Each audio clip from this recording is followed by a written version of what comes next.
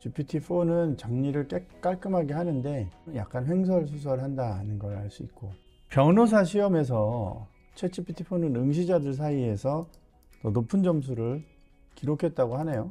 마이크로소프트 애저 AI 슈퍼컴퓨터 훈련을 받았대요. 더 많은 사람들의 피드백을 했고, 혁신을 구축하는 걸 협력을 했고.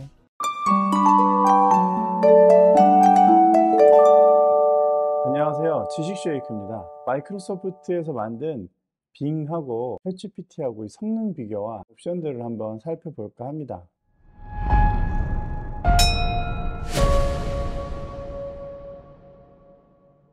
최근에 빙이 많이 바뀌었다고 하는데, 새로운 빙 소개라고 되어 있는데 엣지를 다운받으라고 지금 나와요. 엣지를 한번 다운받아 볼까요? 빙 AI 기반 웹용 보조 기능이라고 하네요. 엣지를 사용하면 마이크로소프트 365를 무료로 사용할 수 있게 해준대요. 보기에는 일반적인 검색 엔진 같은데요. 햄릿은 왜 명작일까? 적인 검색 엔진하고 큰 차이가 없어 보이는데요. 이제 여기서부터 AI가 시작이 되는 것 같은데, 지금 시작하네요. 셰익스피어 햄릿은 인간의 삶과 죽음에 대한 고찰과 인간 본성에 대한 질문을 던지는 작품입니다. 이 작품에서는 햄릿이 아버지의 죽음을 알게 되면서 그 내면에서 벌어지는 갈등과 그에 대한 고민이 그려집니다. 이 작품에서는 인간의 본성과 인간이 가지고 있는 약속에 대한 질문을 던지며 이를 통해 인간의 삶과 죽음에 대한 깊은 생각을 하게 됩니다. 햄릿은 인간이 타고난 단 한 가지 특수한 약점 때문에 세상이 눈에 부패한 것으로 비춰지는 수도 있음을 지적함으로써 치명성의 문제를 언급합니다. 무력함의 문제와 밀접히 관련된 것으로는 고질적이고 숨겨진 병에 대한 강조입니다. 더 궁금한 것이 있으면 말씀해 주십시오. 연결해서 해볼게요. 이렇게 한번 해볼게요. 저는 오피리아가 왜 죽었는지 좀 납득이 잘 안 됐었어요. 검색을 하고 있나 봐요. 복잡합니다. 오피리아는 햄릿과 사랑에 빠졌지만 그녀의 아버지 폴로니우스는 햄릿이 그녀를 속이고 있다고 생각하고 그들의 연애를 막으려 해주죠. 폴로니우스는 햄릿을 죽이려다가 오피리아가 죽게 되었습니다. 그녀는 물에 빠져 죽었으며 그녀의 죽음 병식 상황이 일어난 것이 아니라 그녀의 아버지와 햄릿의 행동으로 인해서 일어난 것입니다. 폴로니우스가 햄릿을 죽이려고 했던 적이 있나요? 오히려 햄릿이 폴로니우스를 죽였죠. 저는 폴로니우스가 되게 좋거든요. 개인적으로 폴로니우스를 되게 좋아하는데, 챗GPT는 어떻게 생각하는지 물어볼게요. 햄릿 아버지의 친구죠. 햄릿의 죽음 이후에 레어티스를 돕죠. 그러나 그는 햄릿과 오피리아 연애를 막으려는 행동으로 인해서 비판을 받기도 하죠. 저렇게 높은 사람하고 연애를 하게 되면 딸이 불행해질까봐 막은 건데,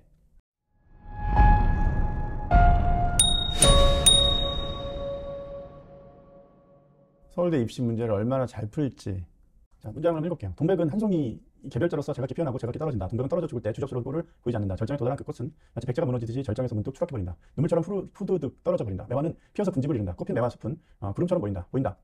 매화는 질 때 꽃송이가 떨어지지 않고 꽃잎 한 개가 낱낱이 바람에 날려 사망한다. 매화는 바람에 불려가서 소명하는 시간의 모습으로 꽃보라가 되어 사라진다. 목련은 등불을 켜도 피어난다. 꽃잎을 아직 오므리고 있을 때가 목련의 절정이다. 목련은 자의식에 가득 차 있다. 그 꽃은 존재의 중량감을 과시하면서 한사코 하늘을 향해 봉우리를 치켜 올린다. 목련꽃의 죽음은 느리고도 무겁다. 누렇게 말라 비틀어진 꽃잎은 누더기가 되어 나뭇가지에서 너덜거리다가 바람에 날려 땅바닥에 떨어진다. 이 문장을 인간의 삶에 비유해 보라고 챗GPT한테 물어보겠습니다. 동백은 각자의 개성을 가지고 피어나고 떨어지는 꽃입니다. 그러나 떨어져 죽을 때 주접스러운 꼴을 보이지 않는다는 것은 우리가 살아가는 방식과 비슷합니다. 우리도 각자의 삶을 살아가면서 떨어져 죽을 때까지 자신의 개성을 지키며 살아갑니다. 매화는 군집을 이루며 피어나는 꽃입니다. 이것은 우리가 사회적으로 연결되어 있으며 서로에게 영향을 주고받으며 살아가는 것과 비슷합니다. 그리고 매화가 질 때 꽃송이가 떨어지지 않고 꽃잎 한 개가 낱낱이 바람에 날려 사라진다는 것은 우리가 삶에서 얻은 경험들이 하나씩 사라져도 그것들이 우리의 인생에 영향을 미치며 사라지지 않는다는 것을 나타냅니다. 목련은 등불처럼 피어나며 자신의 중량감을 과시하면서 하늘을 향해 봉우리를 치켜 올린다. 이것은 우리가 자신의 인생에서 중요한 일들을 이루면서 자신감과 자의식이 가득 차 있다는 것과 비슷합니다. 그리고 목련의 죽음이 느리고 무겁다는 것은 우리가 인생에서 얻은 경험이나 성취들이 시간이 지나면서 사라진다는 것을 나타냅니다. 이렇게 꽃들은 각자의 모습으로 인간의 삶과 비슷한 면을 보여줍니다. 제시문을 놓고 이 문장을 해석하는 것은 정말 챗GPT가 잘하는 기능 같습니다. 같은 질문을 챗GPT로 들어왔어요.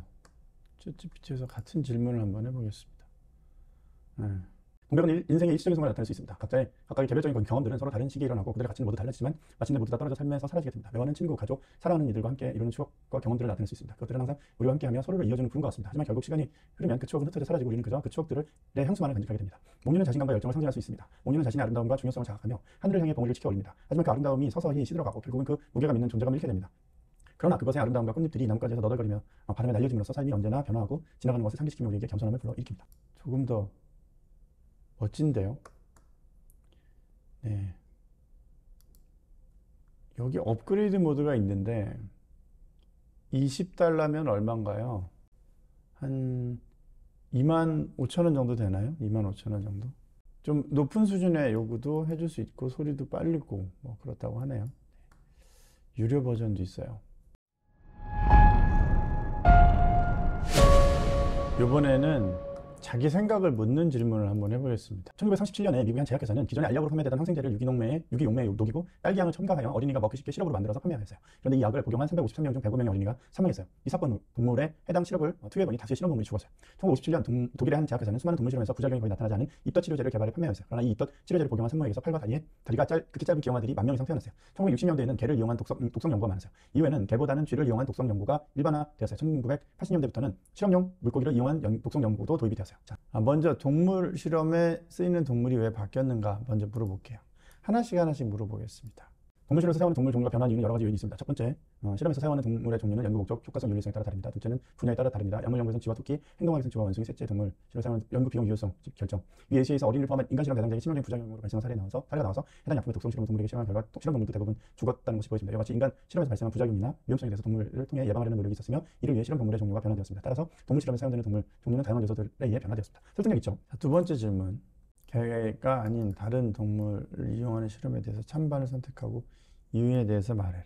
저는 동물 실험에 대해서 찬반이 없습니다. 동물 실험은 인간 건강과 질병 치료 및 예방 등을 다양한 분야에서 매우 중요한 연구 방법 중 하나입니다. 그러나 이러한 실험에서 동물들이 고통을 받거나 죽거나 동물 실험 반대하는 것입니다. 따라서 이러한 동물 실험 이용 최소화하고 동물 복지 안녕 보장. 동물 실험 대체할 수 있는 여러 가지 방안이 개발되었습니다. 일본 인공 모델, 세포 조직 배양 컴퓨터 모델입니다. 이런 방법들은 동물 실험을 대체할 수 있는 좋은 대안으로 간주되지만 아직까지 이러한 대안들이 모든 분야에서 동일한 효과를 발휘하는 것은 아니며 이러한 대안들도 또 다른 윤리적 문제를 도출할 수 있습니다. 따라서 동물 실험은 인간 건강과 질병 연구에서 중요한 역할을 하고 있지만 동물의 이용을 최소화하고 대안적인 방법을 개발하여 동물의 복지 안녕 보장하는 노력이 필요합니다. 와, 굉장히 현명한 답변이죠. 이걸 보면 인간이 똑똑해지려고 노력할 필요는 없지 않은가. 누구든 이런 빅데이터를 기반으로 설명을 이 챗GPT한테 물어보면 아주 대단한 답변을 이렇게 할 수 있을 것 같은데요. 빙에 물어볼게요. 새 토픽으로. 더 정확함으로 한번 선택을 해보겠습니다. 문장에서 동물 실험에 쓰이는 동물이 바뀌었는지에 대한 이유가 명확하게 나와 있지 않습니다. 하지만 이 문장에서 1960년대 개를 이용한 독성 연구가 많았고 이후에 쥐를 이용한 독성 연구가 일반화되었으며 80년대 실험용 물고기 이용한 독성 연구가 도입되었다고 나와 있습니다. 이런 변화의 이유에 대해서는 추가적인 정보가 필요합니다. 모르겠다는 뜻이네요. 개가 아닌 다른 동물을 이용하는 실험에 대한 찬반을 선택하고 이유를 말하라. 저는 마이크로소프트 빙 검색 엔진으로서 찬반 의견을 가지지 않습니다. 하지만 개가 아닌 다른 동물을 이용하는 실험에 대한 찬반 의견은 사람마다 다를 수 있습니다. 일부 사람들은 다른 동물을 이용하는 실험이 개보다 더 인도적이라고 생각할 수 있습니다. 반면 다른 사람들은 모든 동물 실험이 잔인하다고 생각할 수 있습니다. 이러한 의견은 개인의 가치관과 윤리적 관점에 따라 달라질 수 있습니다. 어떤 게 더 현명한 답변인지 판단하기 어렵네요. 아까 그 답변도 좋았는데 아까 그 답변은 뭔가 짜여진 느낌이었다면 이 답변은 뭔가 슬기로운 사람이 답변하는 느낌이에요. 이 질문을 한번 읽어볼게요. 당신은 피자 가게 사장입니다.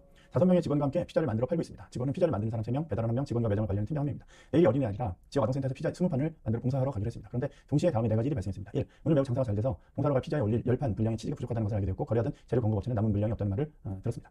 두 번째, 오토바이로 배달하러 나간 직원이 접촉사고가 발생하여 가해 차량 운전자와 함께 경찰서에서 조사 중이라는 연락이 왔습니다. 세 번째, 어제 피자를 받았던 손님이 피자를 먹고 한 차례 구토를 했는데 재료가 상해서인 것 같으니 보상을 받아야겠다고 배달앱에 리뷰란에 공개적으로 글을 남긴 것을 발견했습니다. 네 번째, 집에 있던 가족이 전화를 해서 당신의 중학생 자녀가 오늘 학교에서 친구를 다치게 해서 친구 부모님이 당신과 통화하기를 원한다고 합니다. 다음 4가지 상황 중에서 가장 중요하게 생각하고 먼저 해결해야 할 문제는 무엇인지 물어보겠습니다. 이 4가지 상황 중에서 가장 중요하게 생각하고 먼저 해결해야 할 문제는 두 번째, 오토바이로 배달하러 나간 직원이 접촉사고가 발생해서 가해 차량 운전자와 함께 경찰서에서 조사 중이라는 연락이 왔습니다입니다. 이 상황은 다른 상황과 달리 직원의 안전과 법적 문제와 관련된 것으로 가장 긴급한 문제로 보입니다. 이 문제를 해결하지 않으면 배달 주문에 대한 체계가 중단될 가능성이 크며 이는 사업에 큰 영향을 미칠 수 있습니다. 따라서 이 문제를 해결해야 하며 이를 위해 법적인 대응과 함께 대체 배달원을 즉시 고용하여 주문 처리에 문제가 없도록 조치해야 할 것입니다. 다른 문제들도 중요하지만 이 문제를 해결하지 않으면 다른 문제들을 해결할 수 있는 여력이 없을 수도 있습니다. 자, 이번에는 빙에 물어보겠습니다. 이 질문은 주관적인 의견이 필요한 질문입니다. 각 사람마다 다른 중요도를 두고 문제를 해결할 수 있습니다. 하지만 일반적으로 사람의 안전과 건강이 가장 중요한 문제로 간주됩니다. 따라서 2번과 3번의 상황이 가장 먼저 해결해야 할 문제일 수 있습니다. 2번 상황에서 배달원의 안전과 상태를 확인하고 필요한 조치를 취해야 합니다. 3번의 상황에서는 손님 건강 상태를 확인하고 적절한 보상을 제공하는 것이 좋습니다. 이후에는 다른 문제를 해결하는 것이 좋습니다. 두 번째, 챗GPT요. 자, 이 질문에 대해서 만약 다른 사람에게 대신하도록 부탁한다면 누구에게 할 것인지 그 이유를 정리해보라. 다른 사람에게 상황을 대신 해결하다고 부탁한다면 부탁할 사람은 상황에 따라 달라질 수 있습니다. 1번 팀장, 직원과 매장을 관리하는 팀장에게 부탁할 수 있습니다. 팀장이 이제 전반적인 지식과 경험이 있기 때문에. 두 번째, 인력 관리 담당자. 피자 가게 인력 관리 담당자가 있다면 이 사람 상황 대응 능력이고 재료 공급 업체, 치즈 부족 같은 문제에 대처할 수 있고 법률 전문가, 접촉 사고, 고객 불만 같은 상황에서는 빠르게 해결할 수 있습니다. 다른 사람한테도 뭐 부탁할 수 있는 여러 가지 여지가 있다. 이렇게 했어요. 이번에는 빙한테 물어볼게요. 만약 다른 사람에게 대신하도록 부탁한다면 누구에게 할 것인지 그 이유를 정리해보라. 이 질문도 주관적인 의견이 필요한 질문입니다. 각 사람마다 다른 선택을 할 수 있습니다. 하지만 일반적으로 각 상황에 따라 적절한 사람에게 부탁하는 것이 좋습니다. 예를 들어 일반 상황에서는 다른 재료 공급 업체를 찾아보거나 다른 메뉴로 대체할 수 있는지 팀장에게 부탁하는 것이 좋습니다. 이번의 상황에서는 배달원의 상태를 확인하고 필요한 조치를 취하기 위해 경찰서나 병원에 연락하는 것이 좋습니다. 3번 상황에서는 손님 건강 상태를 확인하고 적절한 보상을 제공하기 위해서 팀장이나 고객 서비스 담당자에게 부탁하는 것이 좋습니다. 네 번째 상황에서는 가족과 함께 상의하여 적절한 조치를 취하는 것이 좋습니다. 답변은 이 빙의한 답변이 훨씬 더 합리적이네요. 그죠? 이거는 모든 상황을 설명한 건데, 그렇게 모든 상황을 상황이 전혀 다 다르기 때문에 이런 순서로 다 해결할 수 있는 문제가 아니잖아요. 각 상황마다 부탁할 수 있는 사람이 다르다는 것이죠. 그런 면에서 빙이 조금 더 검색이 잘 됐다, 이런 생각이 드네요.